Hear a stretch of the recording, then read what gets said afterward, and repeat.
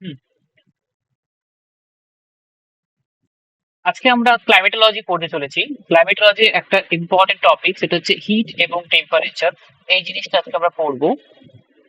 তো এই জিনিসটা পড়ার আগে আমাদেরকে কেন পড়বো, আজকে ক্লাসটা কেন ইম্পর্টেন্ট তা আমাদের জানা দরকার। কারণ ক্লাইমেটোলজির মধ্যে বেশিরভাগ যে কনসেপ্ট গুলো এরপরে আমাদের পড়তে হয়, তাতে হিট এবং টেম্পারেচার অনেক জায়গায় কাজে লাগে। এবার হিট এবং টেম্পারেচার যেহেতু অনেক সময় আমরা সিমিলারলি দুটো জিনিসকে একসঙ্গে ইউজ করে ফেলি, ফলে এদের মধ্যে বেসিক পার্থক্য স্টুডেন্টরা আমরা বুঝতে পারি না। কিন্তু খুব যদি আজকে সহজভাবে বোঝার চেষ্টা করি হিট এবং টেম্পারেচারের মধ্যে পার্থক্য কি, তাহলে আমাদের জিনিসটা খুব ক্লিয়ার হয়ে যাবে। আচ্ছা, আমার নাম আমির খান। আমি বর্তমানে পিএইচডি রিসার্চ করছি। তো আজকে আমরা ক্লাইমেটোলজির এই খুব সুন্দর একটা ইউনিট হিট এবং টেম্পারেচার পড়তে চলেছি। হিট এবং টেম্পারেচার পড়ার আগে আমাদের বেসিক যে জিনিসটা সব থেকে আগে জানা দরকার তা হলো এনার্জি। এনার্জি কি? কারণ এই এনার্জিটা একটা রূপ বা ফর্ম বলতে পারি heat. What is energy? Energy যদি আমি এক কথায় ডিফাইন করি, ভেরি পপুলার ডেফিনেশন যেটা, ক্যাপাসিটি টু ডু ওয়ার্ক। যে কোনো কিছু আমরা কাজ করতে চাইলে আমাদের এনার্জি, যে কোনো কিছু ক্যাপাসিটি মানে কোনো কিছু কাজ করার যে ক্যাপাসিটি, তার জন্য আমাদের এনার্জি লাগে। ধরে নিই আমি কিছু খাবার খাচ্ছি, খাবার খাওয়ার জন্য খাবারটাকে যে আমরা মুখের মধ্যে সেটাকে দাঁত দিয়ে ভাঙছি খাবারটাকে, তার জন্য আমাদের একটা এনার্জি লাগছে। সেই খাবারটা খাওয়ার পর আমাদের পৌষ্টিতন্ত্রতে গিয়ে সেটা ওখান থেকে কেমিক্যাল এনার্জি রিলিজ হয়ে আমাদের শরীরের মধ্যে ক্যালোরি গেইন দিচ্ছে, সেটা এক প্রকার এনার্জি। ইভেন এই যে ফ্যান চলছে, ফ্যানটা মেকানিক্যাল একটা এনার্জি রূপ। তারপর আমরা যখন জল গরম করার জন্য ওভেনের উপর ওয়াটার বয়েল করি, এই যে গ্যাস দিয়ে যে আগুনটা জ্বলছে সেটা একটা এনার্জি। তো এই ইউনিভার্সে, আমাদের এই ইউনিভার্সে সর্বত্র যদি লক্ষ্য করি দুটো জিনিস আমরা পাবো, ম্যাটার এবং এনার্জি। পুরো ইউনিভার্সটা এই ম্যাটার এবং এনার্জি দিয়ে তৈরি। এবার এই ম্যাটার কি এবং এই এনার্জি কি? কিন্তু ম্যাটারটা খুবই ইজিলি আমরা বুঝতে পারি, যেমন চেয়ার টেবিল, আমাদের ধরে কোনো পেন খাতা কলম, ম্যাটার বিকজ এটা স্টাফ, আমরা ফিল করতে পারি। বাট এনার্জিটা যেহেতু অ্যাবস্ট্রাক্ট, আমরা বুঝতে পারি না। ইভেন ওই খাতা, ওই পেন, এই বই, টেবিল, চেয়ার, তার মধ্যে এনার্জি রয়েছে। কারণ ওই টেবিলটা, কল্পনা করো একটা টেবিল, টেবিল কি দিয়ে তৈরি? ছোট ছোট অণু, পার্টিকেল, বিভিন্ন ধরনের মলিকিউল তৈরি। তো ছোট পার্টিকেল মলিকিউল গুলোকে একসঙ্গে যুক্ত রাখার জন্য কি লাগছে?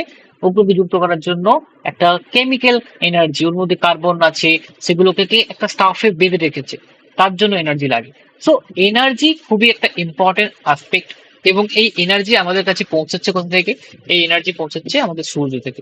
সূর্যের মধ্যে কন্টিনিউয়াসলি নিউক্লিয়ার ফিউশন হচ্ছে, যার মাধ্যমে হিউজ অ্যামাউন্ট অফ এনার্জি তৈরি হচ্ছে, যে এনার্জিটা স্পেস থেকে আমাদের এখানে পৌঁছাচ্ছে ইলেকট্রোম্যাগনেটিক রেডিয়েশন। এই ইলেকট্রোম্যাগনেটিক রেডিয়েশন যখন এখানে এসে পৌঁছাচ্ছে, সেখান থেকে আমরা মেনলি একটা এনার্জি পাই, যেটাকে আমরা হিট এনার্জি বলি। তাহলে এনার্জির একটা রূপ হচ্ছে হিট এনার্জি, যেটা আমরা লাইটের ফর্মে পাই এবং ফিল করি অ্যাজ আ হিট, গরম লাগে। সো এক কথায়, আমরা যে খাবার খাই, আমরা যে সমস্ত জিনিসগুলোকে কাজ করি, তার জন্য একটা এনার্জি লাগে। এবং এনার্জির একটা খুব ইম্পর্টেন্ট যেটা ল আছে, যে এনার্জি তৈরি করা যায় না এবং এনার্জিকে নষ্ট করা যায় না, শুধু এনার্জি একটা রূপ থেকে অন্য রূপে ট্রান্সফার হয়। যেমন ইলেকট্রিক্যাল এনার্জি থেকে মেকানিক্যাল এনার্জির একটা খুব গুরুত্বপূর্ণ এক্সাম্পল হচ্ছে ফ্যান চলছে। তো তেমনি সৌর তাপকে কাজে লাগিয়ে যে সোলার মানে ইলেকট্রিক তৈরি করা হয়, সেটা কি হচ্ছে?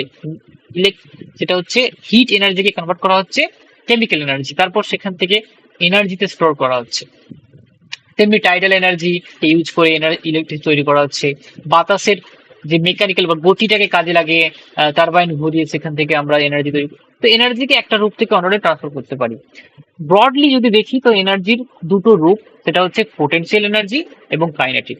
পোটেনশিয়াল এনার্জি সব থেকে ইজি একটা এক্সাম্পল দেওয়া যেতে পারে। ধরে নাও আজকে একটা লোহার কোনো একটা বল বা লোহার কোনো একটা রড আমি হাতে তুলে যাচ্ছি। এবার সেটা যতক্ষণ হাতে হোল্ড করে রাখবো, সেটাকে আমরা বলবো ওর মধ্যে যে একটা এনার্জি কাজ করে, যেটা নিচের দিকে গ্র্যাভিটির জন্য চলে যাওয়ার একটা টেন্ডেন্সি থাকে, তাকে পোটেনশিয়াল এনার্জি বলি।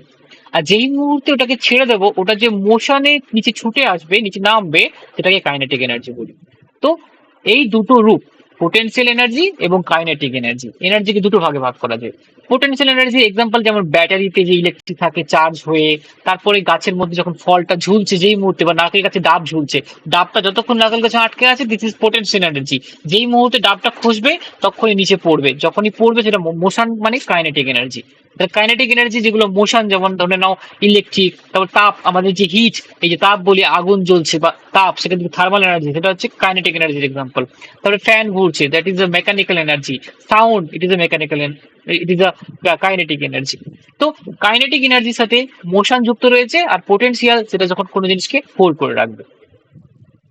এবার এখানে কিছু ফর্ম অফ এনার্জিকে খুব সিম্পল ভাবে বোঝানোর চেষ্টা করা হয়েছে, যে পোটেনশিয়াল এনার্জি কিছু এক্সাম্পল, ধরুন একটা বাইকে করে তুমি একটা উঁচু জায়গায় উঠছো, উঠে যে টিপে উঠে গেছো, সেই মুহূর্তে তুমি যে তোমার একটা ওয়েটের জন্য, মাসের জন্য, যেটা গ্রাভিটির জন্য নিচের দিকে যাওয়ার টেন্ডেন্সি থাকবে, সেটাকে পোটেনশিয়াল, যতক্ষণ তুমি হোল্ড, যেই মাত্র তুমি পাহাড়ের ঢাল দিয়ে নামতে শুরু করবে সেটা হচ্ছে কাইনেটিক এনার্জি হয়ে যাবে। আরো কিছু এক্সাম্পল, যেটা আমি বলের এক্সাম্পল দিলাম। তাহলে এবার চলে আসি হিট এবং টেম্পারেচার। তাহলে কি বুঝলাম, যে হিট হচ্ছে আমাদের হচ্ছে এনার্জিরই একটা ফর্ম, যেটাকে আমরা থার্মাল এনার্জি বলি। ওকে, তাহলে থার্মাল এনার্জি হচ্ছে হিট। এবার হিট এবং টেম্পারেচারের পার্থক্য স্টুডেন্টরা যেটা বুঝতে পারে না, সেটা হচ্ছে খুব গুলোই, কারণ খুব সূক্ষ্ম একটা পার্থক্য রয়েছে। আমরা সবাই বলার চেষ্টা করি যে এটা হিট, এটা টেম্পারেচার, কিন্তু মেজর পার্থক্যটা বুঝতে পারি না। কি, দেখো, হিট কি? হিট আমি বললাম, heat is a energy. Okay, thermal energy. ধরে নাও প্রতিটা জিনিস একটা মলিকুল দিয়ে তৈরি। ধরো একটা বাউল অফ, বা একটা 1 কাপ অফ ওয়াটার। সো এক কাপ জলকে যদি আমি কল্পনা করি, তার মধ্যে কি রয়েছে, ছোট ছোট মলিকিউল, অ্যাটম রয়েছে। এবার ওই এক কাপ জলের মধ্যে যে অ্যাটম বা মলিকুল গুলো রয়েছে, ওই অ্যাটম বা মলিকুল গুলোর মধ্যে কি রয়েছে, ওরা সব মোশনে রয়েছে, ওরা সব কাঁপছে, ওদের মধ্যে ভাইব্রেশন হচ্ছে। কেন ভাইব্রেশন হচ্ছে? বিকজ প্রতিটা মলিকিউল অ্যাটমের মধ্যে একটা কাইন্ড অফ থার্মাল এনার্জির জন্য বা কাইনেটিক এনার্জির জন্য ওরা মোশন রয়েছে। একটা মজার বিষয় হচ্ছে, এই ইউনিভার্সে আমাদের সায়েন্টিস্টরা গবেষণা করে দেখেছে যে অ্যাবসলিউট জিরো মানে -273 কেলভিনের নিচে টেম্পারেচার যাওয়া পসিবল না। এটাকে অ্যাবসলিউট জিরো বলে। 1 কেলভিন মানে কত? 1 কেলভিন মানে -273 ডিগ্রি সেন্টিগ্রেড, মানে -273 কেলভিন মানে কত ঠান্ডা।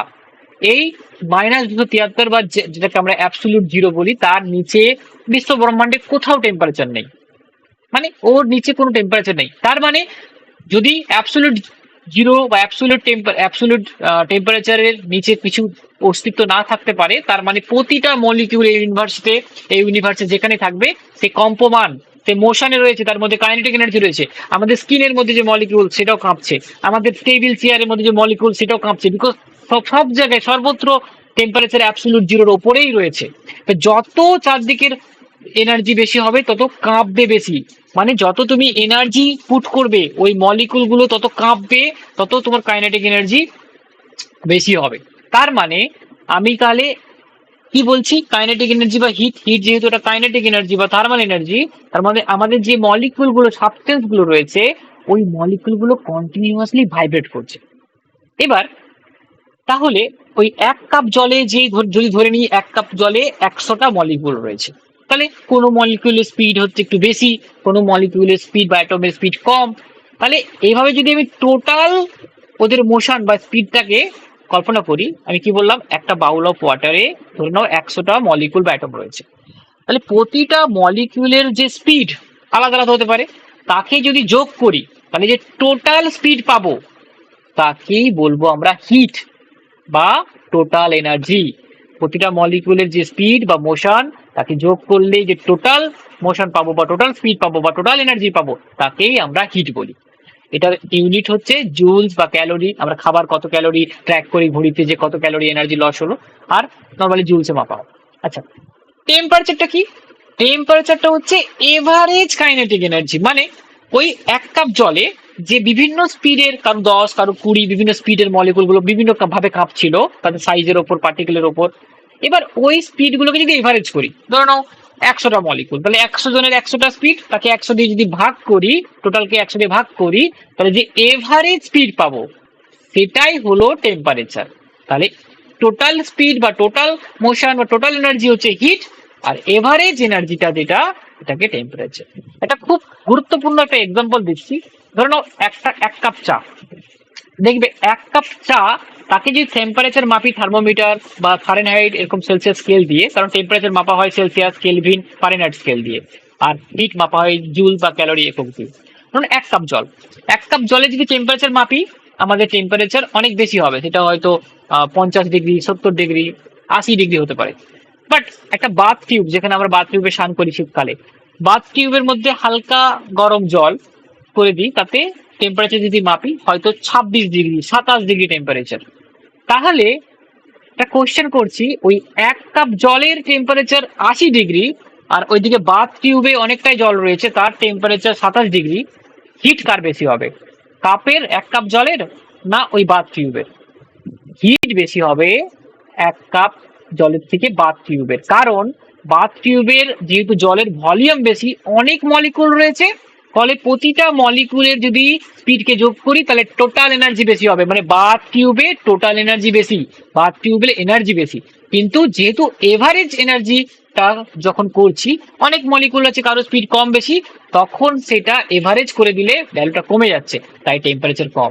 অপরদিকে এক কাপ চায়ের বা এক কাপ জল, গরম জলের, তার যেহেতু মলিকুলের সংখ্যা কম, তাই যখন আমি এভারেজ করব তখন এভারেজ ভ্যালুটা বেশি হবে, বিকজ প্রত্যেকেরই স্পিড বেশি। এই জন্য ওই এক কাপ জলের টেম্পারেচার বেশি হতে পারে, বাট এনার্জি কম বা হিট কম। অপরদিকে একটা বাথ টিউবের হিট বা এনার্জি অনেক বেশি। তাহলে টেম্পারেচার যখন মাপি আমরা, তখন থার্মোমিটারে আমাদের জ্বর হয়, তাহলে জ্বর হলে কি বডি টেম্পারেচার বাড়ছে, আমাদের মলিকুল গুলো খুব জোরে জোরে জোরে কাঁপছে, তাহলে যখন সেটাকে এভারেজ করব প্রতিটা মলিকুল বডির, তার যে ভ্যালুটা বেরোবে সেটাই টেম্পারেচার, আর টোটাল যে স্পিড যদি করি তাকে হিট বলি। তাহলে এই হলো হিট এবং টেম্পারেচারের মধ্যে পার্থক্য। এবার এই যে হিট, লাস্ট স্লাইড, এই যে হিট, এই হিটটা ট্রান্সফার হবে কি করে? তিনটে ভাবে ট্রান্সফার হয়: conduction, convection, radiation. Because heat is a thermal energy, transfer হবে, এনার্জি ট্রান্সফার হয়। তাহলে সূর্য থেকে যখন আমাদের পৃথিবীতে আসে, মাঝখানে স্পেস একটা পড়ে, তার বায়ুমণ্ডল পড়ে, তাহলে এই যে এনার্জি ট্রান্সফার হয় তার তিনটে ভাবে: কন্ডাকশন, কনভেকশন, রেডিয়েশন। কন্ডাকশনটা কি? ধরুন না, লোহার রডকে গরম করছি, এবার লোহার রডের সামনে গরম করলে আস্তে আস্তে পুরো রডটা গরম হয়ে যায়। তাহলে কি হয়, বা কোনো গরম তোয়া যখন আমরা আগুনের উপর বসাই, তখন তার কেটলিটা চারদিকটা গরম হয়ে যায়, কি হয়, ওই যে ম্যাটারটা রয়েছে ওর মধ্যে মলিকুল গুলো কাঁপছে, ভাইব্রেট করছে থার্মাল এনার্জির জন্য, এটা অন্যজনকে ভাইব্রেট করে, সে অন্যজনকে ভাইব্রেট করে, এভাবে আস্তে আস্তে ওই মিডিয়ামের মধ্য দিয়ে, রিজিড মিডিয়াম হয়, কঠিন হয়, তার মধ্যে ট্রান্সফার হয়ে গেল। That is the conduction. Convection কি? যদি ফ্লুইড হয় বা এয়ার হয়, লিকুইড হয়, জল গরম করছো, ভাত ফোটানোর সময় নিচ থেকে এভাবে গরম হয়ে ফ্লুইডটা উপর দিকে হয়ে ঠান্ডা হয়ে যায়, আবার নিচে নামে, এবার সার্কুলার মোশনে কাজ করে, দিস ইজ কনভেকশন। বাতাস নিচ থেকে গরম হয়ে উপরে উঠলো, আবার ঠান্ডা হয়ে নিচে, দিস ইজ কনভেকশন। আর রেডিয়েশনটা কি? কোনো মিডিয়াম লাগে না, আর মিডিয়াম থাকলেও কোনো সমস্যা নেই। স্পেস, মাঝখানে পৃথিবী, বায়ুমণ্ডল এবং সূর্যের মাঝখানে স্পেস, ওখানে কোনো বাতাস নেই, ওখানে আসে রেডিয়েশন, ওয়েভের মাধ্যমে, ইলেকট্রোম্যাগনেটিক রেডিয়েশনের মাধ্যমে আসে। কি লক্ষ্য করবে, যদি কোথাও একটা আগুন জ্বালায়, তো দূরে বসে আমরা শীতকালে আমরা তাপটা অনুভব করি, দিস ইজ রেডিয়েশনের মাধ্যমে আসে। বা আমাদের যে রয়েছে মাইক্রোওয়েভের রেডিয়েশনের মাধ্যমে খাবারকে গরম করা হয়। এইভাবে হিট তিনটে ভাবে ট্রান্সফার হয়। এই হলো বেজর কনসেপ্ট অফ হিট এবং টেম্পারেচার, এবং heat is a form of energy. Thank you. আমার ক্লাসটা এখানে শেষ হলো।